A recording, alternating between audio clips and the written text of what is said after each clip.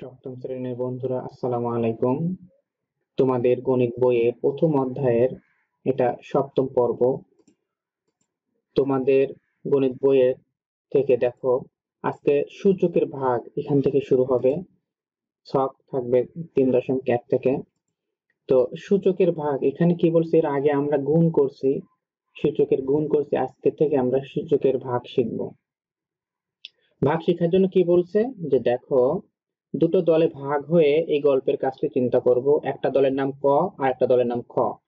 ক দলের কাছে লজেন আছে এতটি, 2 এর উপর পাওয়ার 10, এটা দিলে 1024টি। এটা হবে ক দলের কাছে লজেন আছে। এরা খ দলকে লজেন দিবে। কেমনে দিবে? যে প্রথম দিন যা দিবে পরের দিন তার থেকে অর্ধেক দিবে। 2 দ্বারা ভাগ করে যে ফলাফল পাওয়া যাবে, বুঝতে পারছো? অর্থাৎ প্রথম দিন যা দিবে পরের দিন তার অর্ধেক দিবে, তারপর দিন তার অর্ধেক দিবে, তারপর দিন তার অর্ধেক দিবে, এভাবে দিতে থাকবে। ওকে, আসো আমরা দেখি ছকের মাধ্যমে।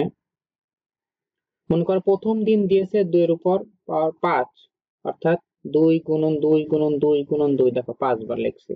এই কয়টা লজেন তারা খ গ্রুপকে দিয়েছে। এখন শর্ত শর্ত পরের দিন কি করবে, তার থেকে অর্ধেক দিবে। অর্থাৎ 2 দ্বারা ভাগ করলেই তো অর্ধেক হয়ে যায়। যে কোনো সংখ্যাকে 2 দ্বারা ভাগ করলে কি হয়ে যায়? অর্ধেক হয়ে যায়। বুঝতে পারছো? তাহলে দেখো, আমাদের ছিল প্রথম দিন দিয়েছিলাম এই কয়টা, 5টা 2 গুণ করে দেখো। পরের দিন তার অর্ধেক করবো, অর্থাৎ এই 5টা 2 তাকে 2 দ্বারা ভাগ করলাম। তাহলে কি হয় দেখো, এই যে ভাগ করলে কি হয়, এই 2 আর এই 2 মনে করো কেটে গেল। তাহলে আর কয়টা 2 থাকবে? একটা, দুইটা, তিনটা, চারটা থাকবে। একটা, দুইটা, তিনটা, চারটা থাকবে। এটা আসলে হবে না, তোমাদের বইটাতে এটা মনে হয় ভুল আছে। ওকে, তাহলে প্রথম দিন ছিল 5টা 2, দেখো গুণ করে। পরের দিন হবে কয়টা? 4টা 2। তাহলে তারপরের দিন কি হবে? আরো 2 দ্বারা ভাগ করো। এইটাকে যদি তুমি 2 দ্বারা ভাগ করো তাহলে কি হবে? এই 4টা 2 এখানে লেখো, 2 গুণন 2 গুণন 2 গুণন 2, তাকে আবার 2 দ্বারা ভাগ করো। তাহলে একটার সাথে একটা কেটে গেল, তাহলে থাকবে কয়টা? 3টা 2। 2 গুণন 2 গুণন 2। পরের দিন তার আবার অর্ধেক দিবে, তার মানে 2 গুণন 2 গুণন 2, তাকে আবার 2 দ্বারা ভাগ করো। তাহলে এই 2 আর এই 2 কেটে গেল, তাহলে থাকবে কয়টা? 2 গুণন 2। এর পরের দিন আবার এটাকে 2 দ্বারা ভাগ করো, 2 গুণন 2। সেটাকে আবার 2 দ্বারা ভাগ করলে কত হবে? এই একটা একটা কেটে গেল, থাকবে শুধু 2। এটাকে আবার 2 দ্বারা ভাগ করলে 2 এর সাথে 2 কেটে গেলে থাকে কত? 1। তার মানে ষষ্ঠ দিনে একটা লজেন দিবে। সুতরাং সপ্তম দিনে এটাকে আর 2 ভাগে ভাগ করলে একটাকে ভাগ হয়ে যায়। তো এখানে দেখো তোমাদের বলে দিয়েছে যে যদি কোনোদিন লজেন দেওয়া সম্ভব না হয় তাহলে ক্রস চিহ্ন দিবে। পরের দিন যেহেতু একটা লজেন আমরা দিতে পারবো না, ক্রস চিহ্ন হতে পারে, অথবা এটাকে অর্ধেক করলে হাফ হবে। ওকে, সো এভাবে আমরা ভাগের সূচকের ভাগটা করতেছি। যে যদি 2 ভাগ করি তাহলে 2 দ্বারা ভাগ করলে এভাবে হয়ে যাবে। বুঝতে পারছো আশা করি সহজে। এরপরে বলছে দেখো যে এবার তোমরা কল্পনা করো যে শুরুতে ছিল 2 এর উপর পাওয়ার 12, এতটা লজেন ছিল ক দলের কাছে। ওকে, আগের মতোই, জাস্ট আগে ছিল 2 এর উপর, দেখো কত ছিল, 2 এর উপর 10 ছিল, এখন 2 এর উপর 12। কত? 2 এর উপর 12, এতটি পাওয়ার আছে, 2 টু দি পাওয়ার 12। ওকে, এখন দেখো, তাহলে এই ছক তোমাদের 3.2, এই ছকটা বের করে দেখো। তাহলে প্রথম দিন যদি তারা ক দলটা খ দলকে 2 এর উপর 10 এতটা লজেন্স দেয়। ওকে, প্রথম দিন এই কয়টা দিচ্ছে, তাহলে 10 বার লিখছি 2। ওকে, দেখো পরের দিন দ্বিতীয় দিনে কি করবে?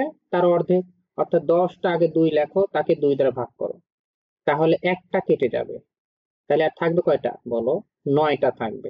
তাহলে দেখো 9টা আছে এখানে, 1 2 3 4 5 6 7 8 9। বুঝতে পারছো আশা করি। ঠিক আগের মতোই তৃতীয় দিনে কি হবে, এটাকে আবার 2 দ্বারা ভাগ করলে আসলে একটা কেটে যাবে, থাকবে তোমার 8টা 9, 8টা 2।